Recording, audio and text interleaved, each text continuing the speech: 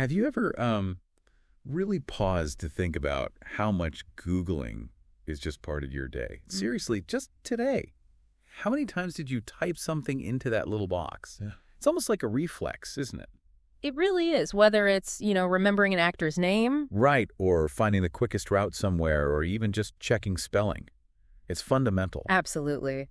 And for years, that meant typing, hitting enter, and then that page of 10 blue links. Yeah, the classic look. You'd scroll down, maybe click onto page 2 if you were really digging deep, then open a bunch of tabs, read different things, compare them. And slowly, kind of piece by piece, you'd build the answer yourself. It was definitely a process, a journey, you could say. It really shaped how we found stuff online. And that journey, that kind of active work you were doing, that's key to what the old search was about. It wasn't just, grabbing a quick fact. It was the process. Right. You were like a detective, weren't you? Sifting through clues, deciding which sources looked reliable. Yeah, judging the information yourself. Exactly, synthesizing it. It kind of forced a certain digital literacy, That makes sense. You had to understand what you were reading and why and where it came from. Yeah, it was pretty foundational for how we all learned to navigate the web for, 2 decades or more. Well, hold on to your hats, because that internet, the one we all got so used to, it's changing fast. It's not really the default anymore. It's fading, you could say. Yeah, fading. And what's replacing it is this huge AI-driven shift, totally reshaping Google search. And that's a tool pretty much everyone uses, right? So the changes are massive and maybe not fully understood yet. That's right. So our mission in this deep dive is to really unpack what's going on behind the curtain with this huge shift. We want to explore why it matters directly for you, especially as someone trying to learn and navigate this stuff, and what this whole new era of finding information really means. This isn't just, spitting facts. It's about helping you understand, adapt. And learn how to navigate this new digital world critically, because it's evolving so incredibly quickly. Exactly. And yeah, we're drawing our insights today mainly from a really interesting source of video that breaks down this Google AI revolution and its pretty significant impact on search. It's crucial, like you said, not just to hear about these changes, but to really get what they mean in practice for you. Right. So you can adjust how you find information, how you consume it. Precisely, in this rapidly changing landscape. Okay, so let's start with a bit of a trip down memory lane, maybe. Think back to before, say, 2023, maybe even just late 2022. Okay. You open Google, type something in. What did you see? Well, mostly those 10 blue links, right? That was the main event on the page. Exactly. And if you were really determined... And it's 2 or 3. Tens of thousands of results, theoretically. And the whole thing required you to actively do something. Lots of scrolling, clicking through different articles. Opening like 6 tabs sometimes. Yeah, definitely. And then the key part. Yeah. Piecing the answer together yourself from all those different places. It took time, it took effort. But like you said earlier, you were really engaged with the content, right? Building your understanding bit by bit. Absolutely. And this whole method got so dominant, so fundamental, that Googling became a verb. Everyone knew what it meant. Synonymous with searching online? Yeah. And Google was, and arguably still is, the king. Yeah. Like nearly 90% of all searches. That's huge dominance. And that dominance, the old Google system, it wasn't just luck. It was built on some pretty clever underlying mechanics. So they're evolving now, of course. Right. So traditional search, it worked on a ranking system, a really complex one. You can kind of imagine this huge digital librarian organizing everything, deciding what's most important. Okay. And this ranking, it used algorithms. Google was always tweaking them that looked at lots of different signals to figure out which websites were the best match for your search. What kind of signals? Well, primarily, keywords were a big one. If your search used certain words, the algorithm looked for pages with those same words. Pretty straightforward signal of relevance. Makes sense. But maybe even more important, back then especially, were backlinks. Ah, backlinks. Heard that term a lot. Yeah. They're basically like digital votes of confidence. If a really respected website linked to your site, Google saw that as a strong signal. It meant your content was likely valuable, trustworthy, authoritative. It was kind of like a reputation system built across the whole web. And that whole reputation game, that's where SEO comes in, right? Search engine optimization. Exactly. I bet a lot of you listening have heard that term.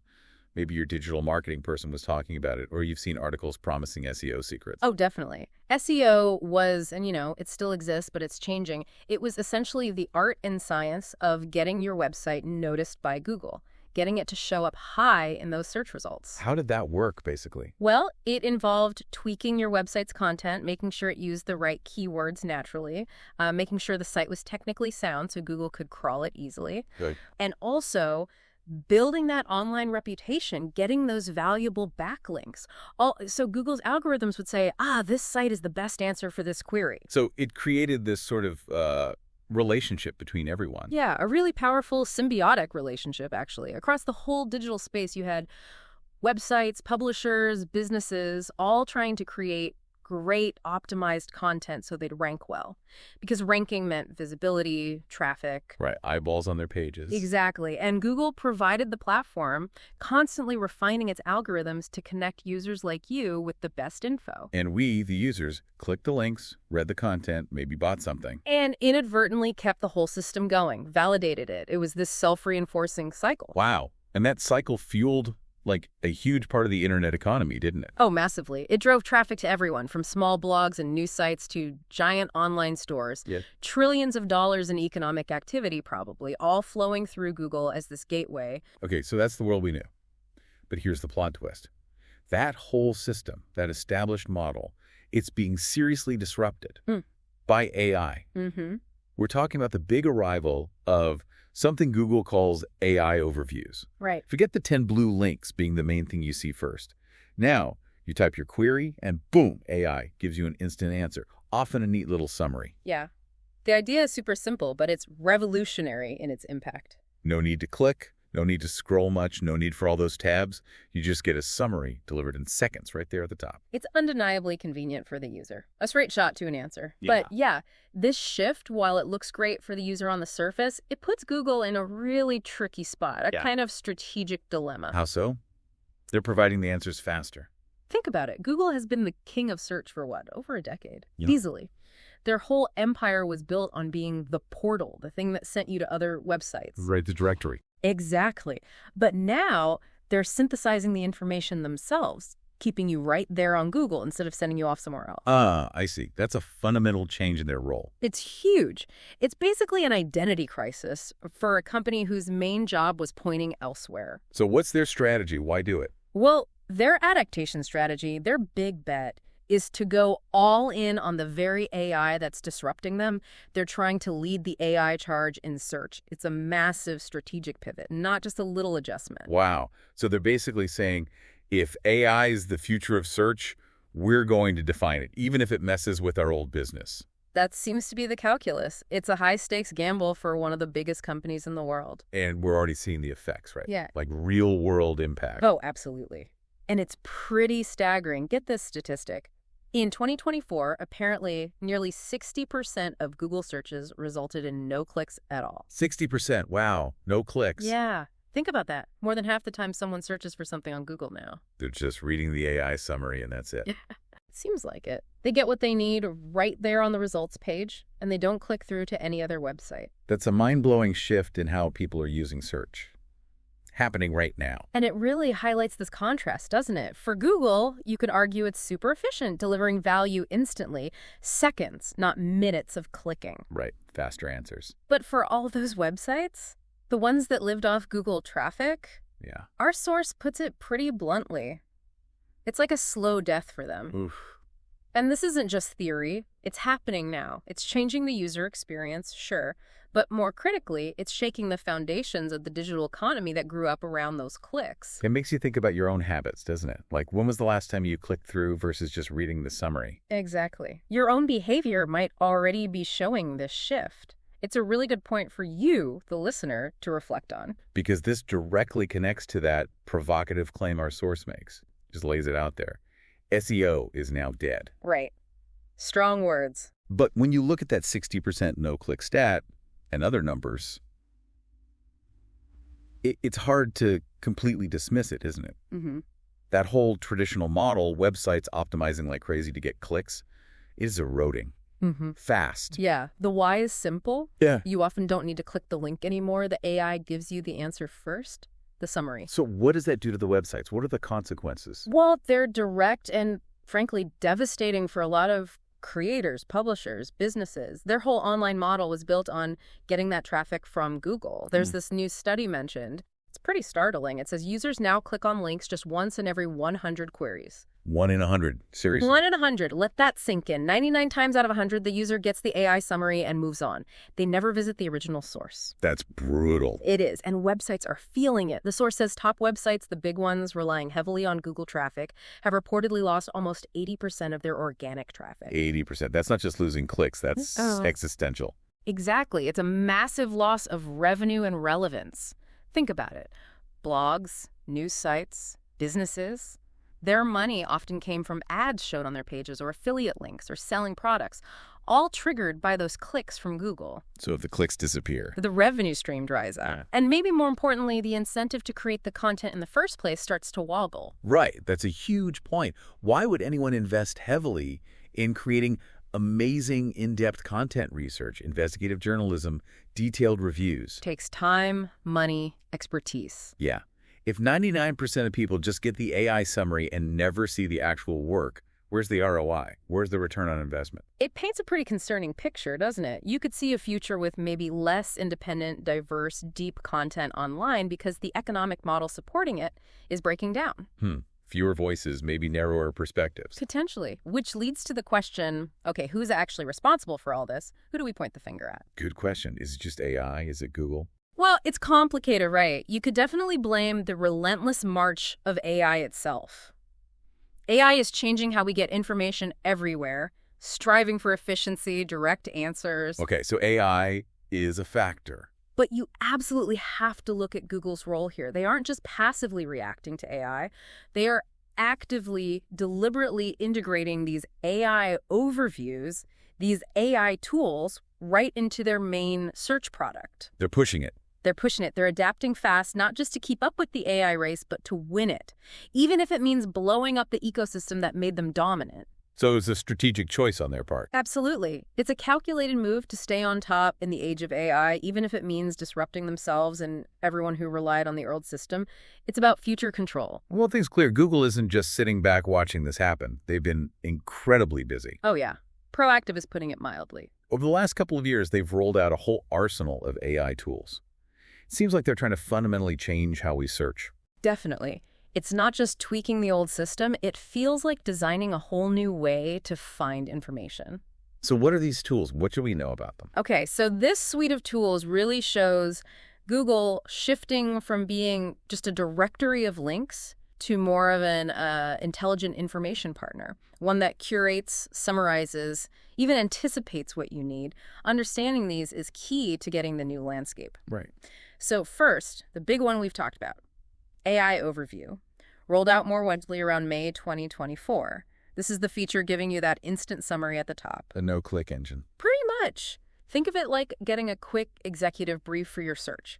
You ask, how do solar panels work? And it gives you a neat paragraph explaining the basics, maybe listing key parts, might be all you need.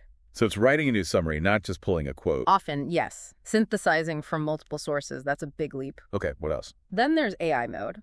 This takes the interaction further, making it more conversational. It's designed to break down really complex topics into simpler answers, make things easier to grasp. How does it do that? It doesn't just use text. It might pull in images, videos, and crucially, it offers follow-up questions. Like it's having a dialogue with you. Oh, interesting. Like a chatbot built into search. Sort of, yeah. Imagine asking about, I don't know, quantum physics. AI mode might start simple, show a video, then ask, want to know about entanglement, or how does this apply to computing? So it guides you. Exactly. It shifts from you just searching to you kind of conversing with the AI to explore a topic. It tries to anticipate your next question, guide your learning. That sounds potentially really powerful for learning complex stuff. Yeah. Okay, what's the third one? Web guide. Yeah, web guide. This one seems aimed at tackling those really broad searches where you get tons of different kinds of results. Think of it as AI organizing your search results into neat folders or categories. Makes it easier to navigate. Okay, give me an example. The source used a great one. Searching for solo travel to Argentina, instead of just a long list of random links, the web guide would group them. You'd see sections like safety tips, personal blogs, budget hacks, visa rules, destinations, all neatly categorized. Ah, okay. So it structures the information for you. Precisely. Within each category, you'd find relevant links, maybe with little AI summaries too. That sounds super useful, actually, like having a research assistant organize your findings. It does, and it connects back to that analogy the source used. The librarian one. Yeah, Google is basically trying to behave like a librarian who will choose the books for you, but also allow you to read them yourselves. I like that. It curates, it guides, but the original sources are still there if you want to go deeper. Exactly. So taken together, these tools, AI Overview, AI Mode, Web Guide, they really show Google's big shift. They're moving from being a passive directory to an active, intelligent information provider. Curating, synthesizing, anticipating. Trying to keep you right there in Google's world. Pretty much. Transforming search from just finding links into this comprehensive AI-driven knowledge engine, your first and maybe only stop for info. Okay, this all sounds incredibly efficient, like really convenient for us, the users. Instant answers, organized info. Feels like a step up, right? On the surface, yes. Massive convenience, saves time, effort. But. I sense a but coming. There's always a but, isn't there? While the efficiency is great, there's a pretty significant downside here, too. Hidden costs, maybe, for you, the consumer, the learner, especially around information quality. Okay, what are the problems? Well, several critical ones. First, and maybe the biggest worry, is accuracy. AI isn't always right. Not even close sometimes. AI is known to hallucinate. That means it can just make stuff up, confidently state things that are completely false. Oh, wow. Or it can distort sources, misinterpret them, twist details, get things wrong. Imagine asking for health advice and getting a plausible but totally incorrect answer. Or a wrong historical fact. That's scary, especially if it sounds confident. Exactly. The speed and the authoritative tone can easily mask these errors. So just because the AI summary sounds right doesn't mean it is. That's crucial for you to remember. And if you're not clicking through, yeah, you might never realize you got bad info. Precisely. Which ties into the second problem, transparency, or lack thereof. Meaning? These AI overviews often give you few, or sometimes zero, direct links back to the original sources within the summary itself. Unlike the old blue links where every result was a link. Right. That old model let you easily check the source, read the full context, compare it. Now, it's much harder. So you can't easily verify the info. Often. No, not easily. Yeah. How do you judge if the information is reliable if you don't know where it came from? How do you get the full picture, the nuances, the differing views if you can't access the original article easily? That really changes things. It puts a lot more trust in Google's black box. It does. And it raises that question again for you. How do you trust this instant info? How do you need to change your approach to checking facts now? Okay, so accuracy, transparency. What else? The third big one is bias. Always a concern with AI curating information, especially at Google's scale. How does bias creep in here? Well, the source specifically mentions a concern that these AI systems tend to prioritize Alphabet-owned content. Alphabet being Google's parent company. Right. So content from places Google owns. YouTube is the obvious example. Maybe others might get featured more prominently in the AI's summaries. Even if other independent sources are just as good or better, or offer a different view. That's the potential risk. It could create these subtle information silos. You're guided towards content from one massive corporation, potentially missing out on independent voices, niche perspectives, critical viewpoints that aren't part of the Alphabet ecosystem. So the AI isn't necessarily giving you the best or most diverse info, but maybe the info that benefits Google's properties. That's the concern. It could shape your understanding in ways you don't even realize, narrowing the diversity of information you encounter. Wow. Okay, so it's clear there are issues for users and obviously for websites losing traffic. But you also said earlier this whole shift is a problem for Google itself. Yes, which is maybe the most fascinating part of this whole thing. Even though they're driving it, it hurts them. How? It comes down to their core business model, ads. Google makes almost all its money from advertising. Right, those ads next to the search results. Exactly. In 2024, we're talking over $260 billion in ad revenue, a truly staggering amount. Okay. That entire financial empire is built on clicks. Clicks on search results, clicks on ads placed near them, clicks that send you to advertisers' websites. But if AI summaries mean fewer clicks, then it directly hurts that ad model. Fewer clicks mean fewer chances to show ads, fewer chances to earn that revenue. It's like they're attacking their own main source of income. So Why? Why would they deliberately do that? It seems completely backwards for such a successful company. This is where the strategy or maybe the perceived necessity comes in. They are doing it on purpose, knowingly sacrificing the old cash cow. Because, the thinking goes, they would rather radically change their own search engine even if it cost them billions in the short term than risk being completely overtaken by someone else in the AI race. Ah, so it's fear of becoming It's obsolete. fear of being disrupted, yeah. They know if they don't lead on AI search, some other company, maybe a startup, maybe another tech giant, could come along with a better AI-first search or information tool and just steal their crown. So they'd rather disrupt themselves than be disrupted by a competitor. That seems to be the gamble. It's a massive, proactive, and probably painful pivot to secure their dominance for the next era. Which implies they must be thinking about new ways to make money, right? If the old ad model is weakening. Absolutely. They must be. We might see new kinds of ads woven into the AI summaries themselves, maybe subtle product plugs, or perhaps even premium paid versions of Google search with enhanced AI features and no ads. They have to be exploring options. It really shows the incredible pressure in the tech world right now. Adapt or potentially die, even for giants like Google. Okay, so we've gone through the history, the shift, the tools, the problems for users, websites, even for Google. Where does this leave us? The big question seems to be, is Google search actually dying?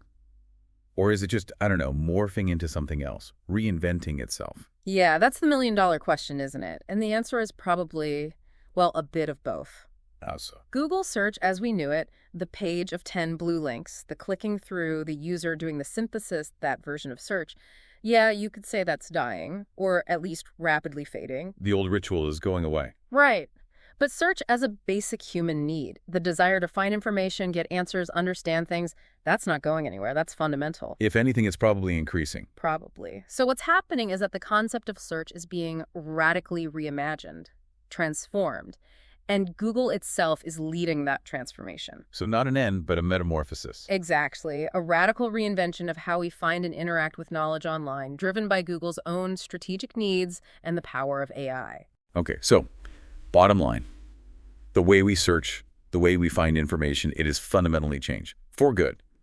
And Google is racing like mad to stay ahead, to define what the answers look like. Precisely. And for you, the listener, the learner, understanding the shift isn't just academic, it's crucial for navigating the digital world effectively from now on. It means we need to adapt our own habits, right? How we look for info, how we evaluate it. Absolutely. You need a new kind of critical lens for this AI-driven information landscape. So just to wrap up then, we've seen Google move from being a simple list of links to becoming this intelligent AI-powered answer engine. Fundamentally changing how we get information, pushing towards instant answers, synthesized knowledge. Which leaves us with maybe one final thought to chew on. Okay. A provocative question for you, the listener. Okay. As AI becomes your main guide, your instant source for answers, how will you make sure you're getting the full story, the unbiased picture? Yeah, that's critical. What does it mean for finding those independent voices or niche content or maybe views that challenge the mainstream when the AI might naturally prefer summaries or sources from big players like Google's own properties? How do you ensure diversity of thought in your information diet now? Exactly. It's something really important to think about as you navigate this new world. Maybe it means we all need to be even more critical, more questioning in how we consume information every single day. A very important takeaway. It requires a conscious effort now, perhaps more than ever.